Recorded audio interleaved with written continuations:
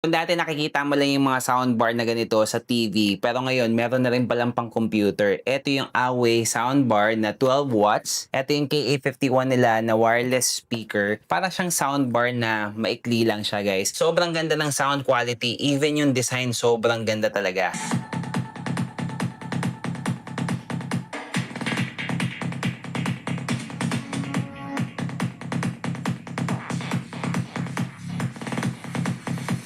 Sobrang solid nga ng build quality nito dahil yung speaker grills niya, bakal talaga yan. At dito guys, makikita mo yung kanyang mga controls. Meron tayong power button, meron tayong volume up, volume down, at meron din tayo dito ang pang-control dito sa RGB light niya. Dynamic yan, so nagpapalit-palit talaga yung ilaw. Guys, quick unboxing lang tayo dito sa Away KA51 wireless speaker nila na may 12 watts. At kung titingnan nyo guys, sobrang sealed yan kapag dumating sa inyo. Talagang lahat naka-sealed. So guys, sa package niya, meron tayo ditong USB-A to Type-C na cable charger, manual, meron na rin tayo ditong 3.5 jack para dun sa speaker natin. Akala ko maliit lang siya guys. Ito siya guys. Sobrang ganda. Bagay na bagay ito sa mga desktop na yung setup is pang gaming dahil meron siyang LED light dito. At since Bluetooth ito, wala ka ng problema sa connection. Pwede mo siyang makonect wirelessly. Pero kung gusto mo siyang i-connect sa 3.5mm jack, meron din naman siyang kasamang cord. Meron din naman yung micro SD card slot and USB-A port para kung meron ka mga nakasave na mga music sa USB or micro SD card, pwede mo mapatugtog dito sa speaker na to. Kapag naglalaro ka sa computer mo, maganda talaga siya pang gaming. Maganda yung sound quality niya. Kung mahilig ka naman makinig ng mga music, syempre perfect na perfect talaga. Ang lakas ng bass nito, talagang sobrang gandang makinig ng music. Kaya guys, kung naghahanap kayo ng worth it bilhin na speaker pang computer or Bluetooth speaker na pwede mong gamitin sa bahay ninyo, sobrang ganda nitong Away KA51. Malakas talaga siya at talagang maganda yung build quality pa lang. Panalong panalo ka na. Kaya kung naghahanap ka ng magandang speaker for your computer or para sa kwarto mo, lalagay ko na lang yung link ng Away wireless speaker dyan sa yellow basket.